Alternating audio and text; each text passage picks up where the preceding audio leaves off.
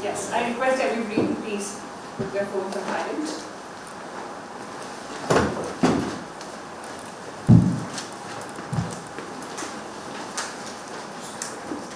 Okay, so this is an on-the-record press briefing, and we will begin with a few opening remarks from the chair, and then after that, please raise your hand if you want to ask a question, and I will identify them.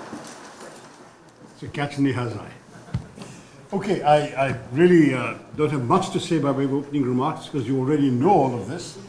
We are one of, and I gather, the last surviving MP parliamentary delegation that the government has sent out to different parts of the world in the wake of Operation Sindoor in order to explain our point of view on recent events to governments, to legislators, to think tanks and other policy influentials, and to media. In this case, 5 countries, that is Guyana, Panama, Colombia, Brazil, and the United States. Strictly speaking, we also began through the United States because on our way to Guyana, we stopped in New York, went to the 9/11 memorial, and showed our solidarity with the victims of terrorism everywhere, since, as you know, many, many nationalities lost people in that attack of 9/11. So that's been basically the nature of our journey. I would simply say that we've had a very, very positive trip so far. In every country, we have been extremely well received, in at least 3 countries at the very highest levels, and the other country at the highest level possible, since the foreign ministers, in one case, the foreign minister was away and the acting foreign minister received us, but otherwise we have been received extremely well. And what we found everywhere was that we got a very clear, unambiguous expression of not only understanding but of solidarity for us and for our message. That is essentially what I want to say by way of an opening remark. I'm sure you'll have more detailed questions. I'm very happy to answer. Yeah. Seema Siruri, I'm a columnist. I wanted to ask you, what was the response? If you can give us a flavor of your meetings on the Hill. Is it likely that the Senate or the House might actually say something officially in terms of a resolution or a statement? Well, we didn't request a formal Senate resolution. Our interest was more in talking to those who were willing to talk to us and giving our point of view. But what was interesting was that in all 3 sets of conversations, we got very positive feedback from all the attendees. So we first met with the India caucus representatives, both the co-chairs came, a couple of others came. Then we had a meeting with the House Foreign Affairs Committee representatives, where we had the Foreign Affairs Committee and the chairs of 2 of the key subcommittees, that is the South Asia and the East Asia subcommittees. And then we had a very good session at the Senate Foreign Relations Committee with half a dozen senators, 5 of whom are on the Foreign Affairs Committee and 1 from the Intelligence Committee. So across this, we didn't have a single skeptical or negative voice. On the contrary, what we got was very, very positive responses. The 2 key lines I would use are, number 1, total support and solidarity for India in its fight against terrorism, and second, complete understanding of India's right to defend itself against terrorism. So on both these points, very, very clear, and many of them spoke. I mean, the Senate, of course, it was not possible for media to come into that area, but the 2 House meetings, as the congressmen came out, they were happy to give sound bites to awaiting media and say this on the record. So I think, if I'm not mistaken, our colleague from ANI has at least 2 or 3 congressmen on the record. Is that right, Ayushi? Yeah. So there's been, and I will say, I'm sure, judging by the tone of what they said, that if the Senate people had media available, they would have said the same thing. They were rushing off to a vote in the Senate. But broadly speaking, we have left the Hill very pleased with the quality of the conversations, the level of interest. And one thing that is you should know, because it's common not only to the Hill but to all the countries we've been to, is that though everyone knows we're there for a particular mission and they have shown all the empathy possible, at the same time there is tremendous interest in every country and on the Hill in strengthening relations with India across the board. It's not just a question of standing with us against terror. They also are thinking positively about economic development cooperation, trade, investment. In fact, there was a separate meeting which some of us had. I couldn't go because I was at the National Press Club, but I think my colleague Shashank Mani Tripathi can tell you. Shashank, why don't you, on precisely some of these issues that came up. Yeah. Yeah, we just came out, three of us, from a meeting with Chairperson Lisa McLean. She's a very senior congresswoman. And we had, of course, briefed her about Operation Sindoor, which she empathized and she understood. But I think the reverse of that was what caught her attention was the phrase Viksit Bharat. When we talked about that how from approximately 4 trillion, we want to at least go 5-6 times that over the next 22 years. And that economic journey is something which is attractive. And then we talked about various things in terms of digital alliances, in terms of defense, in terms of some of the things which you can do with entrepreneurship.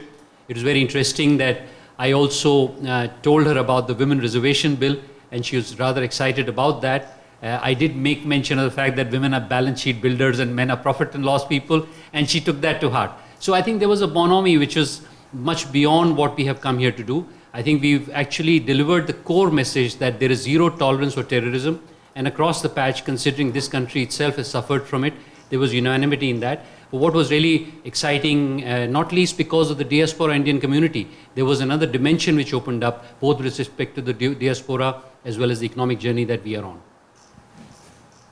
Thank you, Shashank. Chidanand Rajgata, Times of India.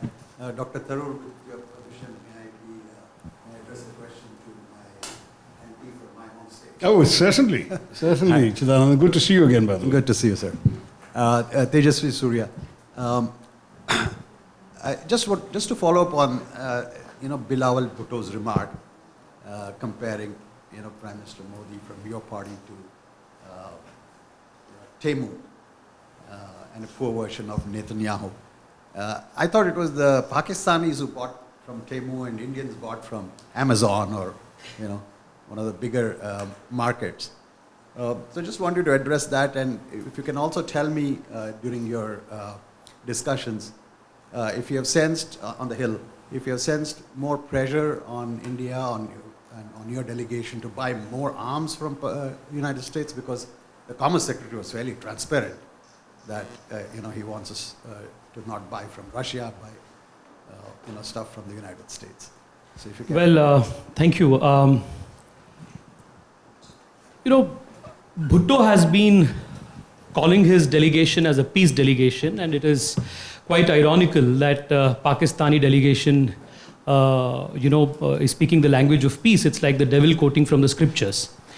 For a country that is trying to create fake heroes by promoting failed generals to field marshals, they don't know what true leaders look like. Of late, Pakistan has been surviving on cheap Chinese imports, including their military hardware, which spectacularly failed in the battlefield. So perhaps it is hard for them to digest high quality, high caliber military hardware as well as strong democratic leadership on the other side of the border. So I wouldn't fault Mr. Bhutto for the comments that he made. But I can tell you that in the last few days in the countries that we visited, as well as the discussions that we had today with various senators and congressmen, there is absolutely no sympathy towards the Pakistani cause. There has been an unequivocal support insofar as India's position is concerned. And I would just want to, take this opportunity to give you 5 names from India and Pakistan, which clearly demonstrate what India stands for and what Pakistan stands for in the American eyes.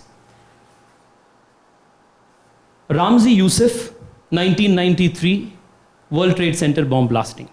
David Headley, 26/11, charges of conspiracy reconnaissance. Abid Nazir, March 2015, conspiracy to bomb targets in Europe, US, work with Al-Qaeda. Syed Rizwan Farouk, San Bernardino attack, California, 14 killed, 2015 March. Abdullah Khan, Jeddah US consulate suicide bombing, July 2016. And 5 Indian names. Indira Nui, Sundar Pichai, Ajay Banga, Satya Nadella, Kash Patel, Shantanu Narayan. I don't have to give an explanation or an introduction to any of these. This is as stark a difference as it can be between these two countries. So Mr. Bhutto's 2-day adventure here, 2-day a trip here will not wash away this proven track record of Pakistan. And as far as your question about arms came, it did surface in a couple of discussions we had. But we made it very clear to the Americans that unlike Pakistan, whose bulk of armament and military hardware, 81% comes from China, India's military hardware is not only growing indigenously, but is also very diverse. We have, military hardware that we purchase from the United States, from France, from Israel. So we have a very diverse set of countries that we purchase from, with whom we have tactical and strategic partnerships. There is only one country that has perhaps the highest, it's like a vassal state, 81% of their military equipment comes from China. Thank you. Yeah, good evening, Dr. Tharoor. Yeah, this is Vishnu from South Asian Herald. This delegation is engaged with several countries over the past week. What has been the nature of response from leaders in those nations, and what key messages or outcomes emerge from these interactions? And also, my second question is, were there any... I've answered the first one, which okay. that was my statement. Yeah. I mean, I've already answered it. No, but what's your second one? Second is, were there any notable moments or engagements during this trip that stood out to you, either symbolically or substantively? Thank you. Well, symbolically, I'd say that in every place we've gone to, including here, where we'll do it tomorrow, we have been paying tribute to the statue of Mahatma Gandhi. What's striking is that there is no capital, it seems, where there isn't a bust, at least one, if not 2 or 3 in the capital city, hailing Mahatma Gandhi. And it's a reminder to the world that we are a land of peace and non-violence. We don't desire war, we don't seek it. But if it is thrust upon us, we will face it with courage. And Mahatma Gandhi taught us all not to live in fear, and we will not live in fear. So that symbolically would be the one part of your question. Other memorable moments, I think it'll be invidious if I pick out any particular meetings, because all the meetings have really been very positive. I think of several of them when I do so, the extraordinary warmth of the reception we got from the entire Guyanese establishment. We met the president, we met the former president who's now vice president, we met the prime minister, 11 members of his cabinet attended a dinner in our honor. We met the speaker of the National Assembly. It was extraordinary. The entire establishment of Guyana met us and gave us immense support and respect. In Panama, it was striking. I think we often joked about this amongst ourselves, that one of the things the foreign minister wanted, after he had already publicly expressed support for our stand on this particular conflict, was to have an IIT. He said, when can you bring an IIT to Panama? That was what, so India is seen in this very, very broader, much broader light. In Colombia, we had terrific interactions right across the board. And again, what was striking with the government of Colombia was that when they spoke to us really as people they wanted to get to do more with. We had, for example, a think tank called the Colombia Council of International Affairs, which had a wide variety of people. They had academics, journalists, business people, entrepreneurs, bankers, the whole cross, and they're all gung-ho on India. I mean, for us it was, I suppose it wouldn't be right to call it a revelation, because we sort of intuitively knew that India had a certain standing, but it was for us a sort of rediscovery of how much India and India's participation in their economies and their growth and their desire to work with us comes right across. Brazil, I mean, we had really back-to-back the vice president of Brazil, the president was away, was so incredibly warm and friendly. And again, the same thing. He had been governor of Sao Paulo earlier. He recalled an Indian company opening a big aluminium plant in his state. He wanted us to come and do more. Again, he wants to come to India. He wants Indian businesses to come. I can't tell you everywhere we went, it's been like this. I think for us, what has been gratifying is the sense that not only did we get our message across, which was the mission, but we also discovered through our presence a reaffirmation of the value of India to the world and the respect in which India is held and the potential that India is seen to have for each of them. That would be the answer to your question. Can I just add two quick personal moments? One was when we were hosted at the National Day of Guyana, and in one of the songs, unbeknownst to us that we would be in the audience, Rabindranath Tagore featured, which was very nice. The second moment was when a congressman in Colombia told us that he was so much involved with Vedic thought, yoga, that he has gone to India to get his marriage done, and he was actually wearing a Janeu as we spoke. So the reach of India culturally is far beyond we imagined. So President of Guyana used the quote of Rabindranath Tagore in his Independence Day message. That's just to clarify. Also, when Dr. Tharoor in Panama gifted a shawl from Kashmir to the Speaker of the Panamanian Assembly, she in turn gifted a warrior, a jaguar from Panama, and said, this is a symbol of a warrior. This is to give you strength in your fight against terrorism. I mean, this was how we were received everywhere.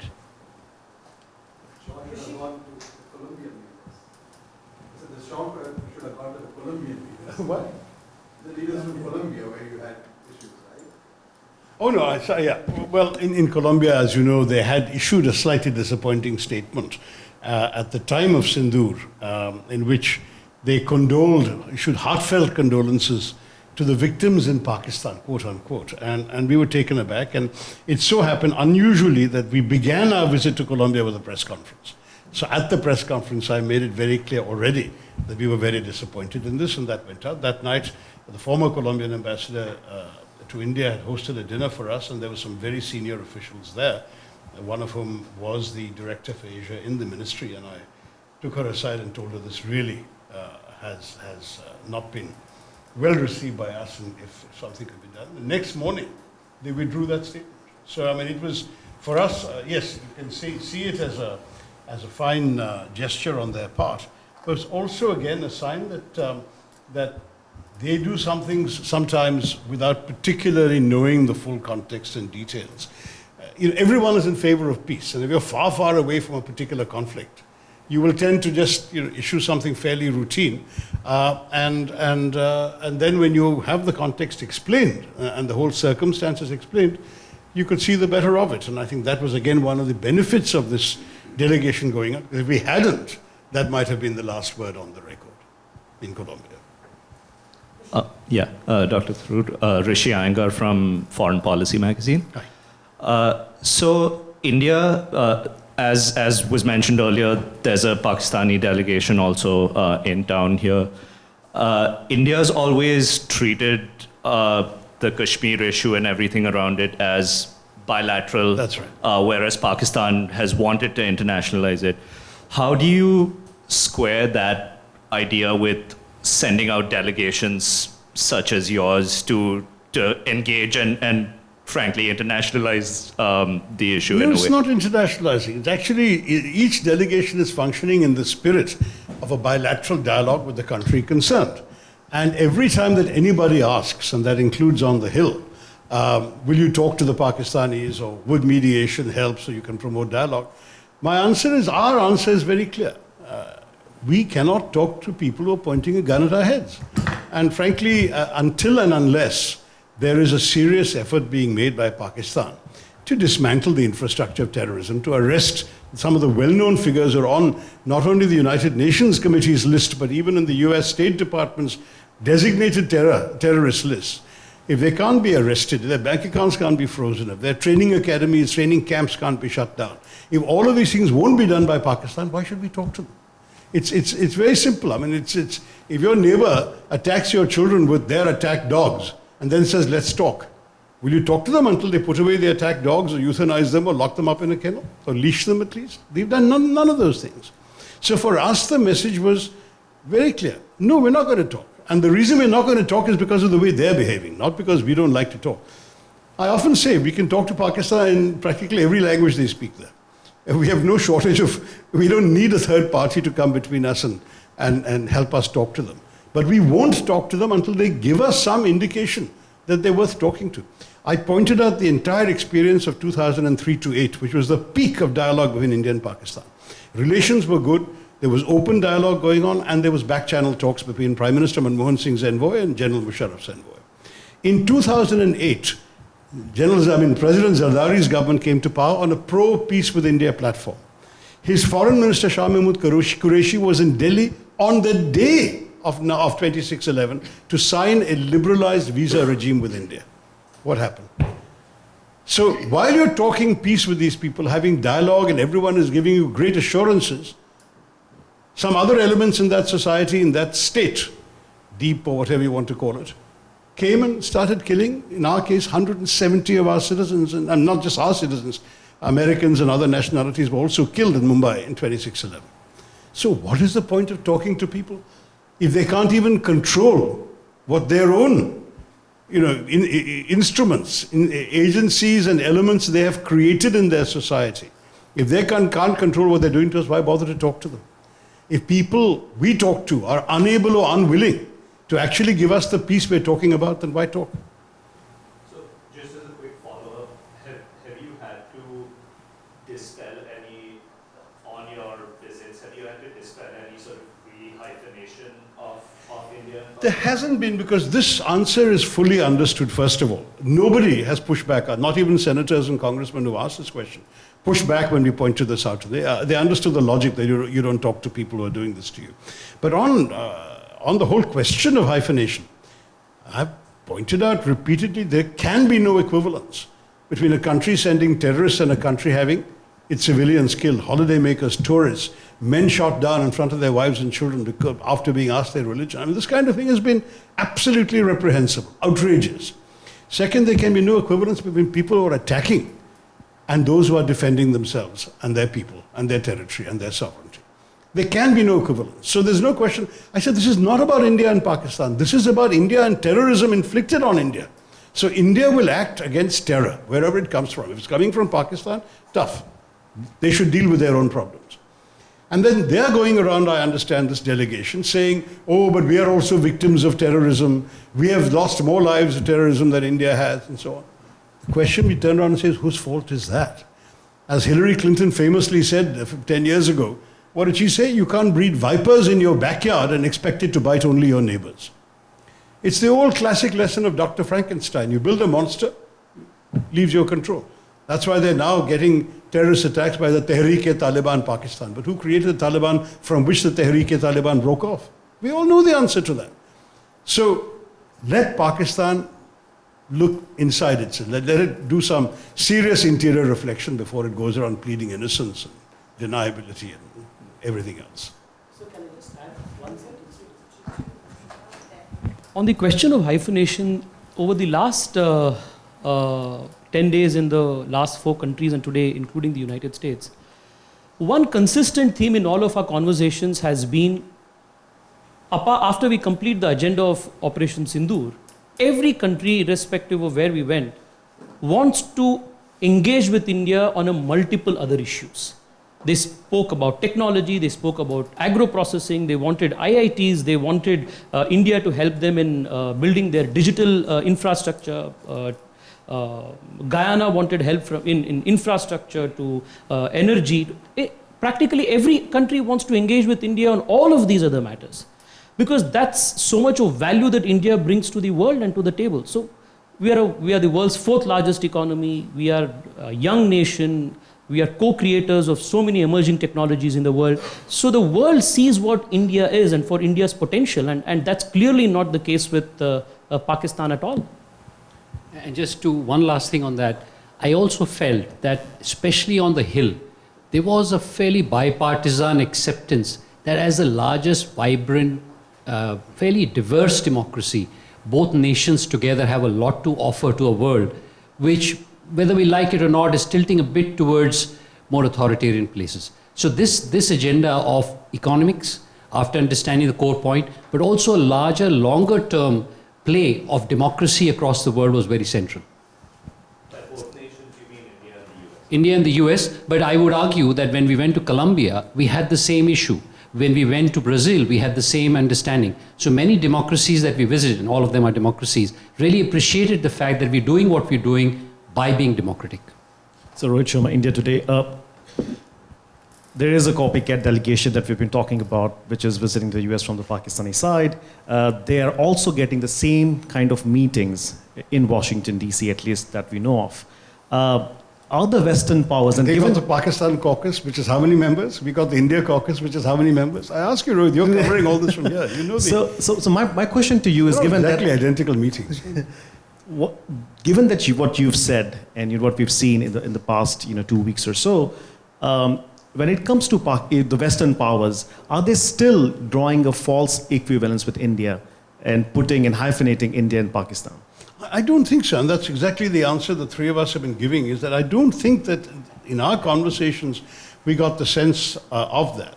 There was certainly a fear expressed by our friend from Foreign Policy magazine, Rishi Iyengar, which is a common fear, right? That, you guys are going outside and talking about this particular incident.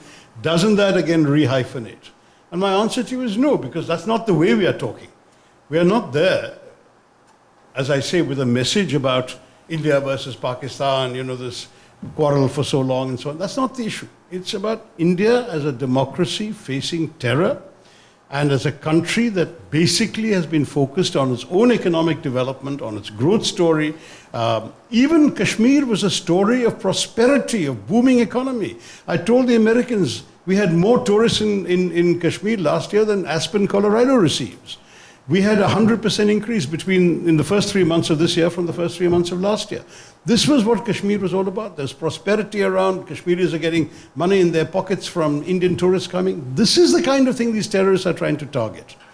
So it is undermining the India growth story, undermining the Kashmiri economy, trying to promote alienation. Why do they go around asking people their religion and shooting them? And then when one horrified wife screamed, "Kill me too," they said, "No, you go back and tell them." They wanted a backlash from India. They wanted a communal backlash from India. And this is why I must say, I'm so proud of my countrymen and women that apart from a few heightened passions on the first 24 hours, thereafter the way in which the country rallied together and stayed united on this. And when Operation Sindoor was conducted, you remember the briefings, that of the three briefers, 2 were women and 1 was a Muslim woman officer.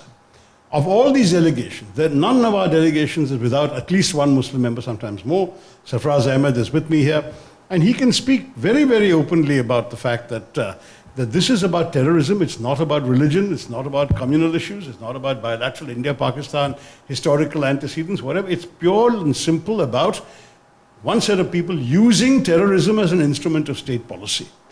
And the world doesn't want it. The world doesn't accept it. The world doesn't think this is a technique anybody should be allowed to use.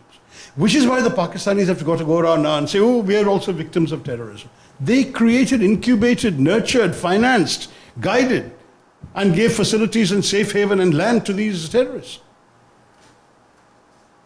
Just to complete that thought, I think that the reason that we have had an easier time, is because consistently over the last 30 years, there's a track record of cross-border terrorism, which is evident, and Mumbai is one example. But there's also a track record of export of terrorist infrastructure, especially software, across the world. And this nation has suffered that, and our first stop symbolically was 9/11.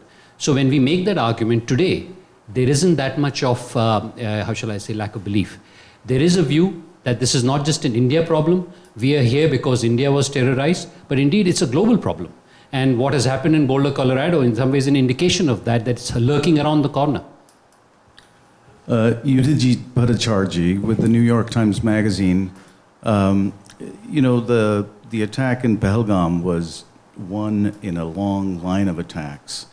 And one thing that's happened every time there's been a terrorist attack, like Mumbai, the one in Pathankot, the one in Pulwama, the Indian government has come out with evidence, maybe not immediately, but after a while, that show 2 things. One, that the perpetrators were Pakistani or they were, funded by the Pakistanis. And 2, that these elements, the attackers themselves, were under the control of the Pakistani intelligence establishment.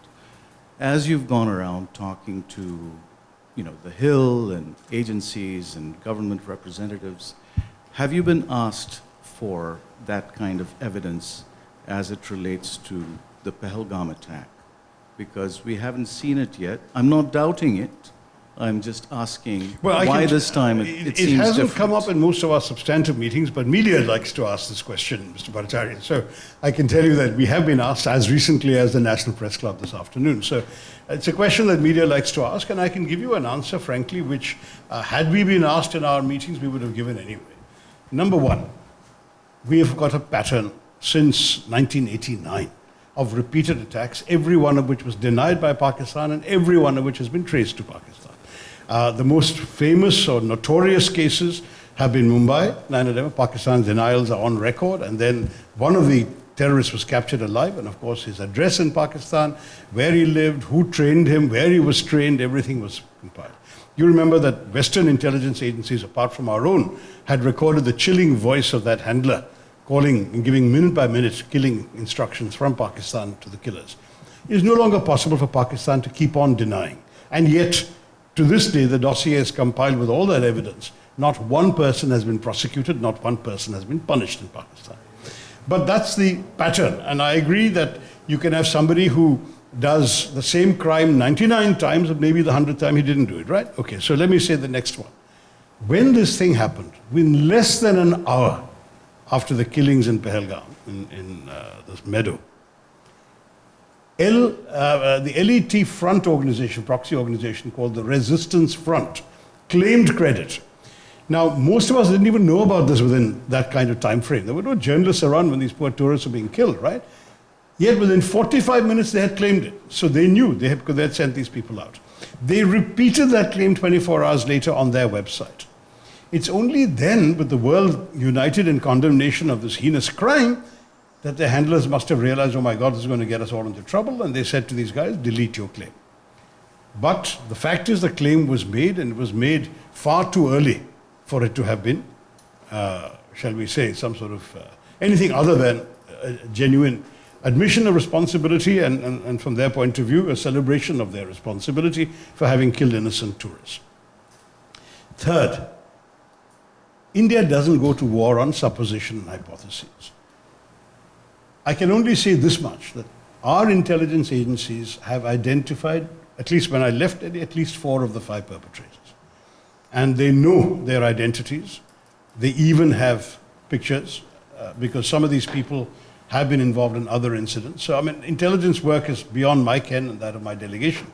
But they have confirmed to us that 2 are Pakistanis and 2 others are locals who are known to have gone, or as the word is used, to have exfiltrated from Indian Kashmir to Pakistan 10 years ago. And they seem to have come back for this purpose and gone back again. So we have all this information. And we don't, frankly, in any case, go around taking such a major step as Operation Sindoor without very serious grounds for doing so.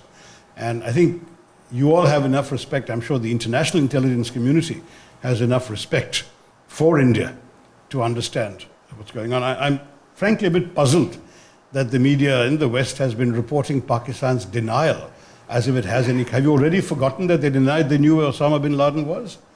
And where was he found? In a safe house near an army camp in a cantonment city in the heart of Pakistan.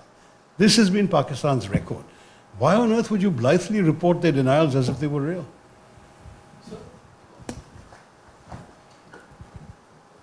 I want to ask a question on this evidence thing. Evidence to the satisfaction of whom? To the satisfaction of Pakistan? A country that has very clearly stated, Prime Minister of that country in 1965 in UN General Assembly said, we are going to wage a 1,000-year war against India. Their official stated policy is to bleed India by 1,000 cuts. How can you provide evidence to Pakistan, to satisfy Pakistan, that they have an involvement in India's terror attacks? The day that Pakistan was born, they started attacking India.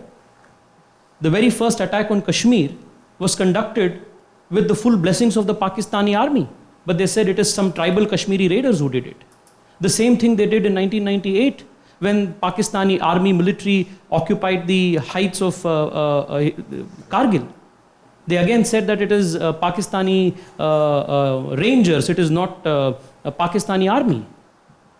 So a country that is a habitual offender, who is known the world over as the epicenter of terrorism, you cannot give evidence to its satisfaction. But the terrorist infrastructure that we attacked, all the 9 bases that we attacked on the 7th, all of them find a mention in the UN 1267 Security Council list. The United Nations designate them. In fact, Daniel Pearl's killers were also killed in the action that India took. So the whole question of asking for evidence to prove Pakistan's involvement to the satisfaction of Pakistan is absolutely puzzling. I'd also say that the two strikes, especially Bawalpur and Muridke, you can very clearly see that they are terrorist training camps. So this evidence exists from before as well. Dr. Tharoor, Yoshita Singh with Press Trust of India. Thank you for this briefing. There's a lot of talk about Pakistan and the UN, and Pakistan is a member of the UN Security Council. This year, it will chair the Taliban Sanctions Committee and will be the vice chair of the Counter-Terrorism Committee of the UN Security Council. How do you see that? I mean, what do they bring to the table? And also, what does it say about the UN? Thank you. It says about the UN that countries take turns. To be honest, even being president of the Security Council, when I was at the UN, there was a story going around about how a particular president, an ambassador of a fairly small country, couldn't sleep at night. His wife said, "What's the matter?" And he said, "Darling, don't you realize from tomorrow I'm president of the world?" And the fact is that his country got it by alphabetical order. It's as simple as that. There's nothing more than that. And many of these positions are rotational. I want to tell you that there is a number of UN institutions and committees, and so one shouldn't exaggerate. All the members of the council automatically belong to all these committees, and chairmanship rotates. So you've got the Counterterrorism Committee established under Resolution 1373. It's known as the 1373 Committee, which requires states to criminalize acts associated with terrorism. I think that's the one that you may have been asking about. There is also a whole series of other committees established: 1267, which you mentioned, 1989, 2253. All of these were specific to certain groups. So one was about ISIL or Daesh, one was about Al-Qaeda, one was about Taliban, and so on. I think it's the Taliban committee these guys have got. I don't know what the feelings of the Afghans are about this, but there you are. Then there is a committee pursuant to Resolution 1540, and that one deals with preventing non-state actors from acquiring, developing, or using nuclear weapons. It would have been really funny if Pakistan had been given that particular chairmanship, but that at least mercifully has not happened. I mention all this not because there's any particular significance to them. These are committees that meet, they review submissions. If any country were to give a submission about the Taliban, it'll be discussed under the chairmanship of Pakistan. But to the best of my knowledge, and I've been gone from the UN for some time, they all work on consensus. So there is no way that the chairman, whoever it may be, can get a particular point of view through or get something accepted or rejected merely by virtue of being chairman. The others will weigh in very heavily, and we are not exactly friendless in the Security Council and therefore in its committees. It is quite interesting that I will not name the two countries, but two countries and fairly senior leaders themselves, suo motu, said that we should have a permanent role. So this whole idea of Security Council that we've been saying, what was very interesting for us, that other countries are thinking the same about India, which is a very helpful thing. So we're closing on the last 5 minutes. Only 2 last questions. No, Taranji, please. We can extend a little over the time. No, I was just amused at your comment on the UN. I think it also implies that how seriously Pakistan will take terrorism, and especially in its responsible position they are given. And it also talks of, you have a very high-powered parliamentary delegation led by Mr. Bhutto. How much authority and power has the General or Field Marshal Sahib has given him? So And they're not only parliamentarians, a couple of former foreign secretaries and so on. It's not a parliamentary delegation, a Pakistani delegation. So last two questions, Yashwantji and then Anilji. And I'm sorry, second round is not possible. We're going to run short of time for the next round. Neha, thank you so much. Delegation, welcome to DC and hope you're having a good time. My question is to you, Dr. Tharoor. You spoke about the complete understanding that your delegation received in your travels around these 5 countries. The phrase you used was batting average of 100. So what was their response to what you said about the Pakistanis and their roles, continued role in cross-border terrorism? Was there disbelief, or they said, oh, of course we know this, you preaching to the converted? What were their responses? And I'm not just talking about the US, because everywhere we went, the points we made were all, shall we say, clinching. Everything that I've said to you today is incontrovertible. There's nothing here that's either controversial or challenged or everything. I mean, where was Osama bin Laden found? Who did Mumbai? Who has conducted these other attacks? Which agencies, if you can call them that, which terrorist organizations and individuals are listed in the UN committee? All of this is incontrovertible stuff. And so they know. I think it didn't surprise us that nobody came back and said, oh, but we love Pakistan, they're a great country. Everyone either took it exactly the way we had told them, or they specifically went out of their way to stress that they had no sympathy for what Pakistan had done. But at the same time, as I say repeatedly, this is not about Pakistan. And frankly, we don't care one way or the other what Pakistan is doing to itself. We do care about what Pakistan is doing to us and to our citizens. That's all the only issue is. So stop terrorism, and then you can be who you want to be, do what you like, do what you want, shop at Temu as much as you like. But the fact is, don't bother us, leave us alone. I mean, that sort of thing is the message. So, we are not going around asking for sanctions on Pakistan or whatever. We are basically saying, if you want to talk to the Pakistanis, tell them, why do you give safe haven to these terrorists? Why do you allow them to function? Why are you permitting this kind of activity against your neighbor? Those questions you ask. Don't ask us otherwise. This didn't happen from the heavens. It happened from one particular place, and that was Pakistan. Last question. Sir, I'm Anil Dagrkar from Pudhari newspaper and Pudhari TV News channel. Sir, how do you see these briefings impacting India-US relations, especially in terms of counter-terrorism efforts?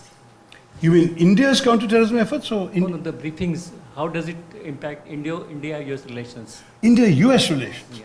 Well, I think that you all sitting here will be in a better position to judge. It's for us, it's one more element in a very large and wide-ranging relationship. It shows that we are giving the US the respect they deserve and giving them our side of the story, in answering any questions they may have, offering any clarifications they may have. And at the same time, from our point of view, this is a relationship that matters way beyond this particular issue. And I think, as all my colleagues have also been pointing out, that's the spirit in which these folks have also approached it. They are showing us solidarity, they're showing us understanding, and equally they want to talk about much bigger things and many, many other matters. So for us, this still is not something we want people to forget. I know that in many countries far away from India, it was a 3-day story and then it's been forgotten. It's no longer top of the mind on people. And we just want to tell them, we understand you've got many other issues to deal with, but don't forget what happened to us. Don't forget why we did what we did, and bear this in mind if they do it again. I mean, that is also a message, because we know the terrorist facilities we sort of destroyed can be rebuilt in 6 to 9 months. And if they start this game again because Pakistan enables them to do so or wants them to do so, then they should be prepared. I mean, our Prime Minister said very clearly, Operation Sindoor is not over. Doesn't mean that we are attacking anybody. It just means that if terrorism resumes, so will our reaction resume. If they hit, we will hit back, and we'll hit back very hard. If they leave us alone, we'll be happy to leave them alone. We have no desire to do anything else. This is broadly the thrust of what we are assuring them. So we have time for a few more questions, but again, it has to go in the order that they were asked. Hi, Dr. Tharoor. Moving away from Pakistan, did the issue of trade surface in your discussions with the lawmakers on the Hill? And specifically, if you can put on your hat or coat as an MP from Kerala and reflect on why is it that our revenues from spice trade is so low? I mean, every time I go to Costco and see, you know, Malabar pepper or Tellicherry pepper selling for $2.99, it burns me up. I mean, this is black gold, you know. Used to be. Yeah. And I mean, and trade is an issue which affects every state. So if other MPs want to, you know, cut in, I'm up to here, because if the Americans are going to shove their soy and wheat and dairy products down our throat, you know, I'd love to hear what reactions from Okay. other MPs. So trade didn't come up in the context of the Pahalgam attacks, except again once from the media at the National Press Club this afternoon. The question was asked, to which I can tell you truthfully that I've been briefed on the various conversations that were had, and trade never came up in these conversations. So all I can say is that there is a parallel track, an unrelated track, not connected to Pahalgam, at which detailed discussions are taking place on trade, and all accounts suggest that there's good progress being made, but of course there are no announcements yet. That's what I meant in the context of the... In the context of Pahalgam, there was nothing. In the context of the trade talks, talks are making progress. On spices and other items being cheap, I mean, the sad truth is it's a market-driven logic. You know, at one point, as you said, pepper was black gold because the only place you could get it was India. Today it's being grown anywhere else. So if you start raising your prices, others will undercut you. The same has happened to tea. I've met tea planters who say that our tea is now not economical to sell because we're being so massively undercut by Kenyan tea and Ethiopian tea. And of course, Sri Lanka was always undercutting us quite a bit. So these are now challenges. I mean, the law of demand and supply is that when items are scarce, their value will go up. When items are plentiful, their value will go down, their price will go down. It doesn't mean we'll stop exporting, it's just that our profits will unfortunately be very marginal. And there are people unfortunately getting out. Classic example in Kerala is not spices but rubber. We had some of the best quality natural rubber, but literally we cannot sell it in the market. It costs more to produce rubber in Kerala than it does in Malaysia, than it does in many other countries. And of course now synthetic rubber has come in. So we have acres and acres, thousands of acres of rubber plantations that are essentially idle because it's not economical to grow rubber. I have participated in a protest by pineapple farmers. Pineapples in Kerala, each unit just to cultivate a pineapple costs you more than double what you can fetch in the market for it. Why would you do it? Why would anyone grow a pineapple anymore? So these are real problems that are affecting many, many sectors, and agriculture is one of those things. Let me just add. I think clearly trade and more broadly the rise of India as the fastest large economy featured in many discussions. I remember the Vice President of Brazil bringing it up very forcefully. I think today's meeting with Lisa McLean also brought that up. And I think it's clearly about the current, may I say, volatility on trade as to where it'll finally land. That's one aspect which I may not want to comment on. But there's genuine desire on all these countries, starting from Guyana up to USA, to do a lot more with our nation for two reasons. One of which is that there is also some political convergence, that the way you're going about your economic activity is democratic and decentralized. And there was a lot of resonance in many countries about that, Colombia including. And I won't name another large country which is doing it the opposite way. But I think what came across to us was this great desire to do more entrepreneurially, citizen to citizen. And I'd also say the second aspect, especially United States, but also in many other countries, is that the diaspora is very interested in that. They want to take part in economic activity for two reasons, one of which is to make sure that they have some economic gain, but also culturally. So I think there's a mixture of great economic power rising with a 35 million diaspora across the world, which is also rooting for that. Rohit and then Sivaji, and then... Can I just, you know, there are three important aspects which US policy makers need to ponder over. Firstly, on terrorism. What kind of impact it has had on United States, my colleague has already underlined on it. And since we have seen that the Pakistan Army General and Field Marshal has been fated, and it is stated that Pakistan Army is in full control of Pakistan. So therefore, terrorism then must be curbed there. It cannot be part of or instrument of foreign policy. And that United States policymakers need to be focused on, because that terrorism in the past has hit the United States. It can hit in the future too. The second part is on democracy. We have seen that whenever there is pressure on Pakistan army, it finds a convenient way of creating tensions with India. This has an history, and you can see it at present also. Now, that aspect certainly needs to be, that message needs to go. And the third is the strategic part. There is a larger geopolitical play. I don't think anybody needs to be explained that Pakistan is the front for China. And I think the US policymakers need to be conscious of that. So these are the 3 points I just wanted to indicate. Sarfaraz sir, can ask you question in Hindi?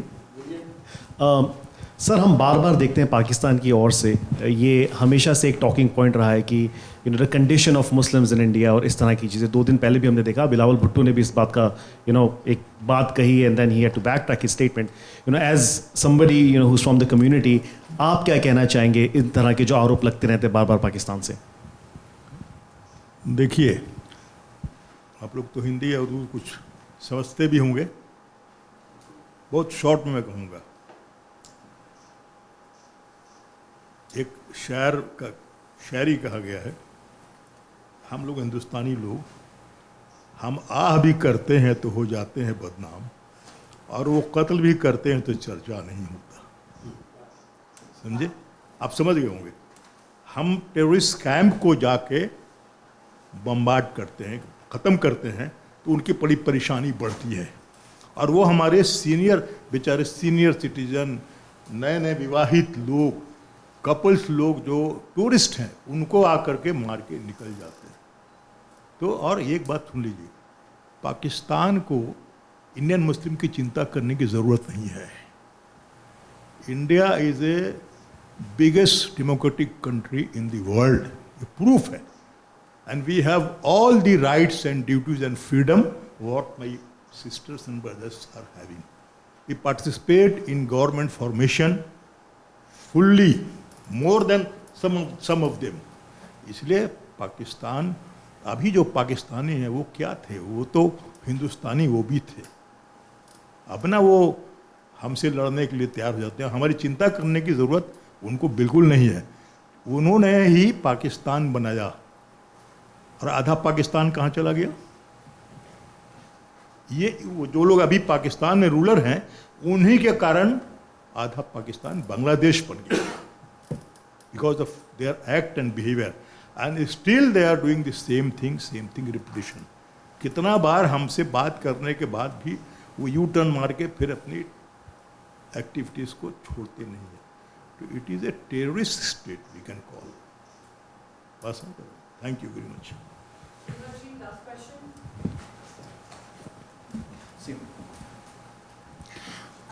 Since nobody's addressed the elephant in the room, Oh my God. I know we've slain a lot of elephants as well. The big elephant being the discrepancy between your message and the message that's coming from the Trump administration at the level no less than the president's and the Secretary of State, who said the two countries, meaning India and Pakistan, will meet in a third place to talk about all their issues. So that's one question. Are you meeting anybody in the executive branch? Number 2, what's your read on why the American establishment can't get this message that about the Vipers and that China's front is Pakistan, etc. Where is that gap, and how do you plan to fill it? Yes, most definitely we're meeting people in the executive branch. Every country we go to, it's been the executive branch, the legislative branch, think tanks and policy wonks, and media. And of course, there were some public interactions, such as with diaspora groups in some countries where there's a significant diaspora, bigger or smaller interactions. And we're going to do one tonight, as you're probably aware, since you're all part of the diaspora. So that's the range of things. We've got 2 more days in Washington. Some appointments are still being finalized, and when they are, I know the embassy will certainly share with you the information. But, the quality of the appointments we've had on the Hill today augur very well for the way in which our mission has been received, and certainly we couldn't have literally had a better set of interlocutors on the Hill than the ones we had today. Imagine not just the India caucus, but also the chair of the Foreign Affairs Committee, the chair of the South Asia Subcommittee, the chair of the East Asia Subcommittee, co-chairs in all cases, then the Senate chair, ranking member, and others of the Foreign Affairs Committee, and the Senate Intelligence Committee, Senator Warner. So you really had the kind of conversations that we would have wished we could have had when we left Delhi. Absolutely no sort of, oh my gosh, what a pity we didn't see him, whatever. Nobody like that. So the Hill, we've done very well, and we still haven't finished, so there may be other opportunities as well. But in any case, our focus will shift a little bit now to the executive branch, and there will be meetings in the next couple of days, plus possibly additional meetings on the Hill as well. And then the embassy will keep you posted. So it's not an elephant at all. What's your read on the American messaging, which was Hut Nation, which was, the executive branch's messaging? Seema, I think you've lived here long enough to realize that India is not necessarily top of the mind amongst the various controversial issues in this country. India is not a controversial issue. It's by and large a consensual issue. It's a bipartisan issue. People don't spend a lot of time worrying about it, whereas they do spend time worrying about Russia, Ukraine, or Israel, Gaza, or the big bad, the big beautiful bill, and all of these other things is what's on their minds, right? So there's got plenty going on. We wanted to just tell them, there are these considerations. We hope you understand our point of view. Yes, we've understood now. We've heard you. No problem. That is mission accomplished. That's all we wanted. If you say that you're drawing any conclusions that this is not important enough, not true. If there was a raging war going on right now, clearly the same people would have had much more time for this and much less time for anything else. Right now there isn't a raging war. So it's more for their education, their understanding, their contextual appreciation of our stand. That's all it is. And I think the same will apply whoever we see in the executive branch, because as I said, they've got so many more urgent things to attend to right now. It's more a question of context.